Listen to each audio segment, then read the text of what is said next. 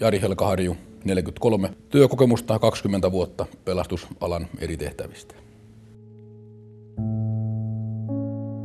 Silloin kun tämä vaimon sairaus todettiin 19 loppukesästä, niin siinä syksynä tonne aukesi silloin puolustusvoimille tämä pelastuspäällikön paikka ja mä päätin hakea sitä.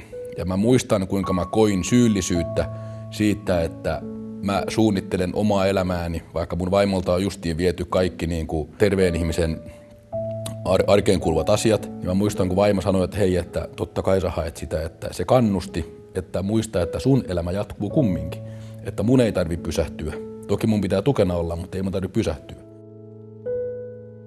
Mä koin sen jotenkin niin kuin hyvänä vastapainona siinä, että jos kotona oli tämmöinen murheen tuottava asia, niin se työ antoi paljon energiaa siinä sitten jaksaa eteenpäin.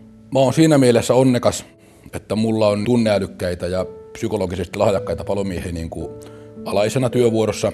Heidän kanssaan mun ei tarvi miettiä, että voinko mä näyttää herkkyyteni. Kyllä mä sen näin, että kyllä se vähän niin kuin järkytti niitä, koska ne rupesi peilaamaan todennäköisesti, että mitä jos mulle kävisi noin. Mutta loppujen lopuksi ne otti sen todella hyvin ja ymmärtäväisesti. Ja halusin sen takia asiasta puhua, että he tietävät sitten, että mä voin pienellä varoitusajallakin jäädä niin kuin sairaslomalle tai tarvittaisi olla vaikka virkavapaalla. Mullekin silloinen esimies sanoi, että jos vaan tarvit jotain vapaata, niin ilmoita, niin hoidetaan työt sillä tavalla, että ei jää mitään rästiin sen takia. Ainut hetki, kun mä otin sairaslomaa, oli silloin 2,5 kuukautta vaimoon kuolemaa ennen, kun hän sai palliatiivisen hoitopäätöksen, eli kun lääkärit päätti, että paranemiseen tähtäävä hoitaminen lopetetaan. Niin siinä kohtaa mä koin, että nyt pitää ottaa pieni breikki, ja mä olin 2 viikkoa kotona vaimon kanssa. Ja sitten toinen hetki oli siinä kohtaa, kun kotisairaalan hoitaja sanoi mulle, että nyt sun vaimo elää viimeisiä päiviä. Niin siinä kohtaa mä ilmoitin työnantajalle, että nyt mä tarvin lomaa. Mä oon kokenut, että se mun vuosien kokemus pelastusalalta, niin meillähän se kuoleman kohtaaminen tulee niin kuin aika aikaisessa vaiheessa jo tutuksi. Se on ollut mulle aina itsestään selvä, että me kaikki tullaan kuolemaan.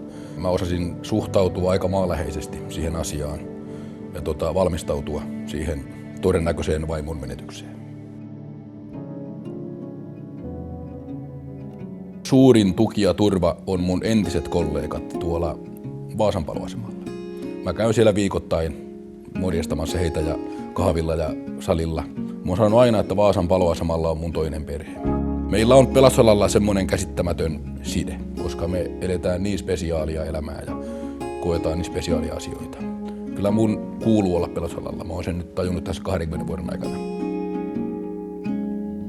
Parhaimman psyykkisen ja terapeuttisen tuen mä oon saanut nimenomaan Pohjanmaan syöpäyhdistyksen kriisiavun kautta. Me alettiin käymään siellä jo mun vaimon sairauden aikana ja se on niin kuin mut pelastanut sitä niin kuin leskeytymisen jälkeen leskenä. Niin kuin mä oon hakenut sieltä edelleen apua, niin se on se sanotaan paras niin kuin tää henkinen apu, mitä on saanut. Kun sanotaan, että nähdään valoa tunnelin päässä, niin mä sanoin, että mä en nähnyt edes tunnelia, että mä näin vaan sen valoisan tulevaisuuden. Mä koen olleeni onnekas siinä, että me saatiin vaimon kanssa 3,5 vuoden aikana puhuttua asiat halki. Meille ei jäänyt mitään puolitie. Niin sen takia mun on ollut helpompi, ei voi sanoa, että helppoa, mutta helpompi selviytyä surun akuutista vaiheesta, kun niin kuin vaimon kanssa oli niin kuin tilit selvät. Mä lupasin mun vaimolle, että mä jatkan elämää. Niin siitä mä oon pitänyt kiinni.